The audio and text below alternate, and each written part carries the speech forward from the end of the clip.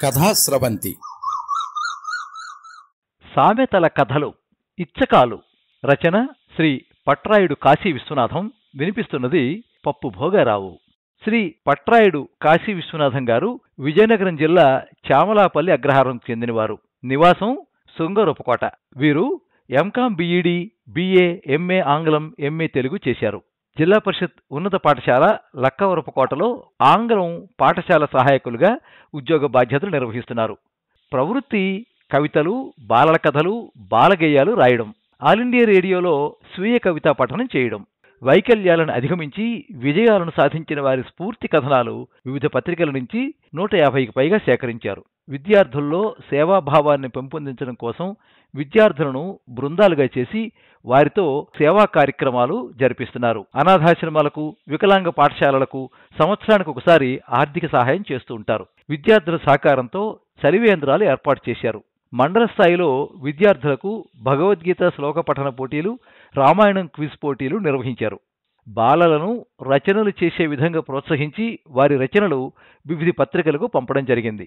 ఇప్పటి వరకు వివిధ దిన, వార, మాస, ద్వైమాసిక, జాతీయ, అంతర్జాతీయ, అంతర్జాల పత్రికలలో బాలల కథలు 250 వరకు, బాలగేయాలు 150 వరకు, సాంఘిక కథలు 50, కవితలు 120 ప్రచురణయ్యాయి. వీరి కథలు, కవితలు అనేక పత్రికలలో, అంతర్జాల పత్రికలలోనూ ప్రచురితమయ్యాయి. అనేక బహుమతులు, పురస్కారాలు పొందారు. వీరి బిరుదులు: తెలుగు కవితా వైభవం హైదరాబాద్ వారి సహస్ర కవిమిత్ర, సహస్రలేఖ సాహిత్యమిత్ర, సహస్రవాణి శతస్వీయ కవితా కోకిల, శతశ్లోక కంఠీరవ, సూక్తిశ్రీ, తెలుగు ప్రతిలిపి వారి కవి విశారద, గురజాడ ఫౌండేషన్ అమెరికా వారి రాష్ట్ర స్థాయి పురస్కారం, జిల్లా స్థాయి ఉత్తమ ఉపాధ్యాయ అవార్డు, బండారు బాలానంద సంఘం వారి జాతీయ ఉత్తమ బాలసేవకు పురస్కారం, సర్వేపల్లి జాతీయ విశిష్ట సేవా పురస్కారం, ప్రతిలిపి వారి బాలమిత్ర పురస్కారం పొందడం జరిగింది.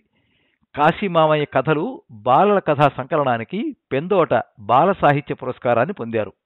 సాలూరు సాహితీమిత్ర బృందం వారు అష్టమ సాహితీ పురస్కారంగా వేగావతి భారతి బిరుదు ప్రదానం చేశారు. వీరు ముద్రించిన పుస్తకాలు: జనజీవన రాగాలు స్వీయ కవితా సంపుటి, జిలిబిలి పలుకులు బాలగేయాల సంపుటి, దేవునికో ఉత్తరం, అద్భుతం, కాశీమామయ్య కథలు, తాతయ్య కళ బాలల కథా సంపుటాలు వెలువరించారు.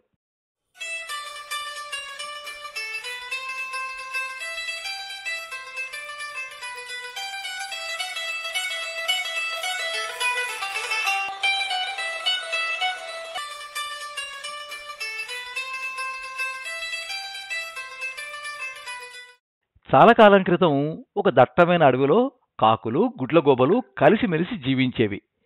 ఇచ్చకం అనే గుడ్లగోబ పొరుగును ఉన్న కాకి దగ్గరికి వెళ్ళి, కాకిబావా, కాకిబావా, ఏం చేస్తున్నావు?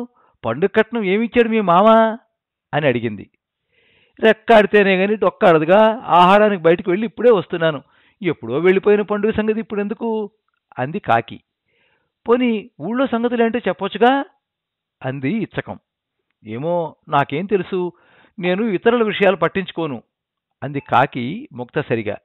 అవునులే, నీకు ఎంగిలి మితకులు ఏరుకోవడానికే సమయం సరిపోదు, ఇక అందరి సంగతులు ఏం పట్టించుకుంటావు అని అక్కడి నుంచి వెళ్ళిపోయింది ఇచ్చకం. అలా ఒక్కొక్కరిని అడుగుతూ చిలుక దగ్గరికి వెళ్ళింది ఇచ్చకం.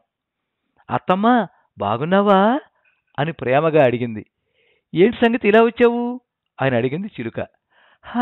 ఏముంది, క్షణం తీరిక లేదు, కడుపుకి తిండి లేదు అన్నట్టు అందరి క్షేమ సమాచారాలు తెలుసుకునేసరికి కాలం గడిచిపోతోంది. నువ్వు పలకరిస్తే చక్కగా జవాబు ఇచ్చావు, కానీ ఆ కాకిబావ చూడు, ఎవరి సంగతులు పట్టించుకోడట, ఎంత బడాయో మరి అని జవాబిచ్చి రివ్వున ఎగిరిపోయింది ఇచ్చకం. అలా ఒకరి మాటలు ఇంకొకరి దగ్గర చెబుతూ జమీందారు కాకి ఇంటికి వెళ్ళింది. జమీందారు బాబాయ్, నువ్వు మీ అల్లుడికి పండగ కట్నం ఇవ్వలేదని నిన్ను తిడుతున్నాడుట, ఎవరో అనుకుంటూ ఉంటే విన్నాను అంది ఇచ్చకం. అవునా, నువ్వు మంచిదానివి కాబట్టి చెప్పావు, వాడి సంగతి ఇప్పుడే చెప్తా అని కోపంగా ఎగురుకుంటూ అల్లుడి దగ్గరికి వెళ్ళింది జమీందారు కాకి. అమ్మయ్యా, నా కడుపు బురం తీరింది అనుకుంటూ కూనిరాగాలు తీస్తూ కూర్చుంది గుడ్లగోబ. కాసేపటి తర్వాత జమీందారు కాకి, అల్లుడు కాకి రెండు ఇచ్చకం దగ్గరికి వచ్చాయి. వాటిని చూడగానే పచ్చి వెలక్కాయ నోట్లో పడ్డట్టు అయ్యింది ఇచ్చకానికి. నా దగ్గర మా మామ గురించి, మా మామ దగ్గర నా గురించి చెడ్డగా చెప్పావు, నిజానిజాలు ఇప్పుడు తేలాల్సిందే, లేకుంటే మా మధ్య స్పర్ధ ఇంకా పెరిగిపోతుంది అని గట్టిగా నిలదీసింది అల్లుడు కాకి. ఈలోగా మరికొన్ని కాకులు, పక్షులు అక్కడికి చేరాయి.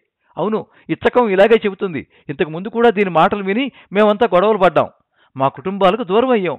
దీనంతా చూడాల్సిందే అన్నాయి పక్షులన్నీ. ఇచ్చకాలు చెప్పే బుద్ధి ఉన్నవాళ్ళు మన మధ్య ఉండకూడదు అని పక్షులన్నీ కలిసి అన్ని గుడ్లగూబలను వెంట తరివాయి. అలా కాసేపటికి చీకటి పడింది. పక్షులన్నీ చీకట్లో ఎగరలేక వాటి గూటికి తిరిగి వచ్చేశాయి.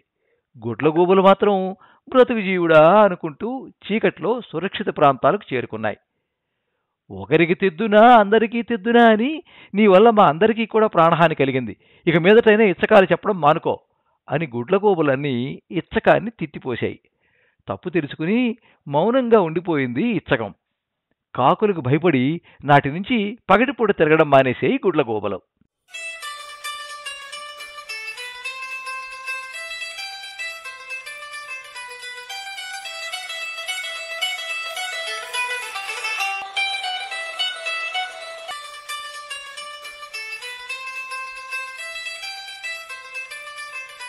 మీరింతవరకు సామెతల కథ ఇచ్చకాలు విన్నారు. రచన శ్రీ పట్రాయుడు కాశీ విశ్వనాథం. వినిపించినది పప్పు భోగారావు. ఈ కథ 2024 సంవత్సరం ఏప్రిల్ 29వ తేదీ ప్రజాశక్తి చిన్నారిలో ప్రచురితమైంది. ఈ వీడియోని లైక్ చేయండి, మీ మిత్రులందరికీ షేర్ చేయండి. ఇలాంటి మరిన్ని మంచి కథలు వినిపించడానికి ఈ ఛానల్ని సబ్స్క్రైబ్ చేసుకోండి. పక్కనే ఉండే బెల్ ఐకాన్ని క్లిక్ చేస్తే ఇలా అప్లోడ్ చేసే వీడియోల వివరాలన్నీ కూడా మీకు ఎప్పటికప్పుడు నోటిఫికేషన్ ద్వారా తెలుస్తాయి. ఎప్పుడు మీ అభిమానాన్ని కోరుకునే పప్పు భోగారావు. సర్వే జనాః సుఖినో భవంతు. కథా స్రవంతి